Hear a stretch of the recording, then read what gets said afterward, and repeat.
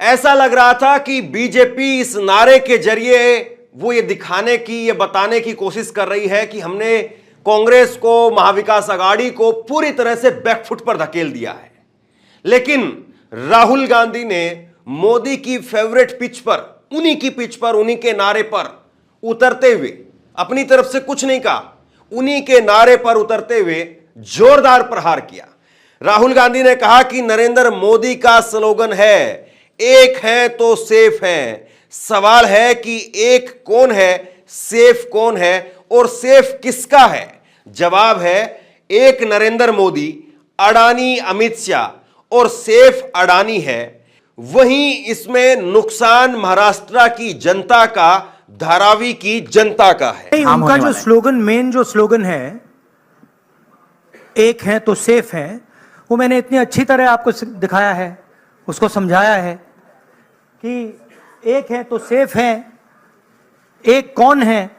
एक नरेंद्र मोदी जी हैं, अदानी जी हैं, अमित शाह जी हैं। सेफ है तो कौन सेफ है? अदानी जी सेफ हैं। कष्ट किसको होगा? धारावी की जनता को होगा। नुकसान किसका होगा? धारावी की जनता को होगा। जो हिंदुस्तान की स्मॉल और मीडियम इंडस्ट्रीज हैं, जिसका एक चिन्ह धारावी है, उसको एक व्यक्ति के लिए खत्म किया जा रहा है। तो लड़ाई यही है। नारा उन्होंने दिया, हमने आपको समझा दिया। इस इलेक्शन का नारा मोदी जी ने दिया है और बिल्कुल सही नारा है, एक है तो सेफ है। सवाल है सेफ कौन है, सेफ किसका है, एक कौन है, यह सवाल है।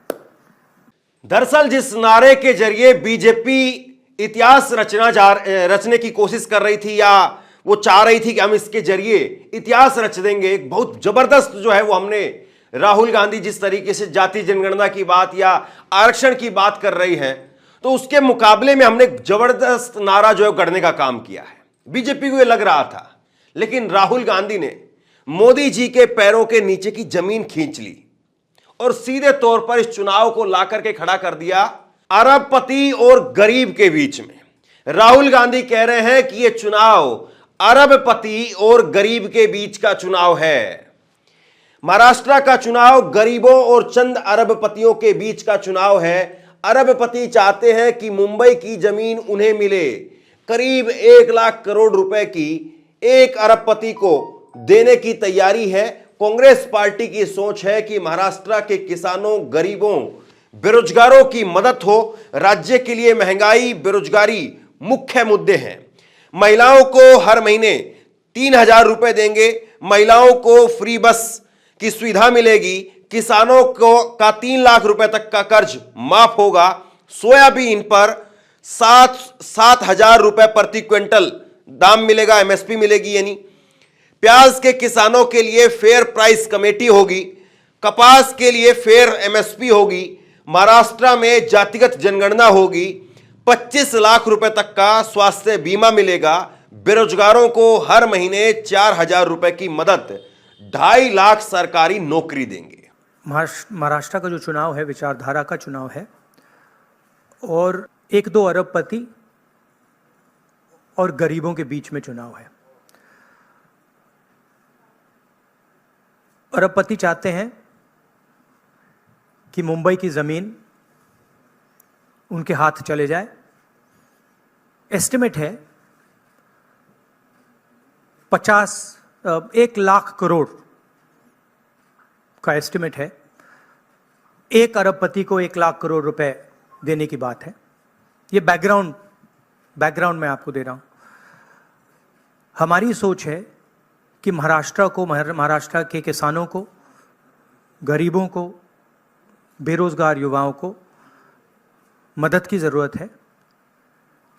रोजगार, महंगाई मेन इश्यूज हैं और हमने क्लियरली बोला है, हर भाषण में मैं बोलता हूं कि हमारी फोकस महिलाओं की मदद करने का है। 3,000 रुपए हर महिला के बैंक अकाउंट में हम डालेंगे। फ्री बस ट्रैवल होगा महिलाओं के लिए। किसानों के लिए 3 लाख रुपए तक का कर्जा माफ होगा। सोयाबीन के 7,000 रुपए प्रति क्विंटल।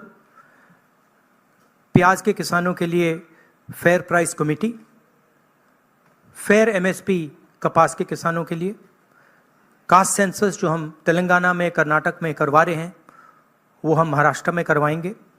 हम जानना चाहते हैं और महाराष्ट्र की जनता को बताना चाहते हैं कि किसकी कितनी यहाँ पे भागीदारी है, कितना पार्टिसिपेशन है, किसकी कितनी आबादी है। हम चाहते थे कि दिल्ली सरकार इसको करे। पार्लियामेंट हाउस में मैंने साफ बोला है, नरेंद्र मोदी जी के सामने बोला है कि हम कास्ट सेंसस करवाएंगे। ये देश के सामने सबसे बड़ा मुद्दा है।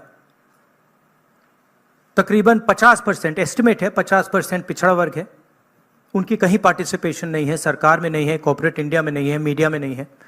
15% दलित हैं, 8% आदिवासी हैं, उनकी भी कोई पार्टिसिपेशन नहीं है। तो कास्ट सेंसस सेंट्रल पिलर है हमारी स्ट्रेटजी का। हमने पार्लियामेंट हाउस में मैंने कहा है 50% रिजर्वेशन की दीवार भी हम तोड़ देंगे, वो भी प्रधानमंत्री करना नहीं चाहते हैं। हेल्थ इंश्योरेंस का हमारा यहाँ एक स्कीम है जो राजस्थान में बहुत सक्सेसफुल था। 25 लाख रुपए का स्वास्थ्य बीमा गरीब लोगों को, किसानों को, मजदूरों को, बेरोजगार युवाओं को ऑपरेशन की ज़रूरत हो, दवाई की ज़रूरत हो, MRI की ज़रूरत हो, जो भी मेडिकल फैसिलिटीज़ की ज़रूरत हो, 25 लाख रुपए तक की फैसिलिटी हमारी सरकार प्रोवाइड करेगी। और फाइनल जो युवा हैं, जो नरेंद्र मोदी जी की पॉलिसीज़ ने, नोटबंदी ने, GST ने जिनको बेरोज़गार किया है, उनके लिए अनएम्प्लॉयमेंट अलाउंस 4,000 रुपये का मंथली, और 2.5 लाख जो सरकारी नौकरियां हैं उनको हम कमिट कर रहे हैं कि उनको हम आपके हवाले करेंगे। तो ये हमारा प्रोग्राम है।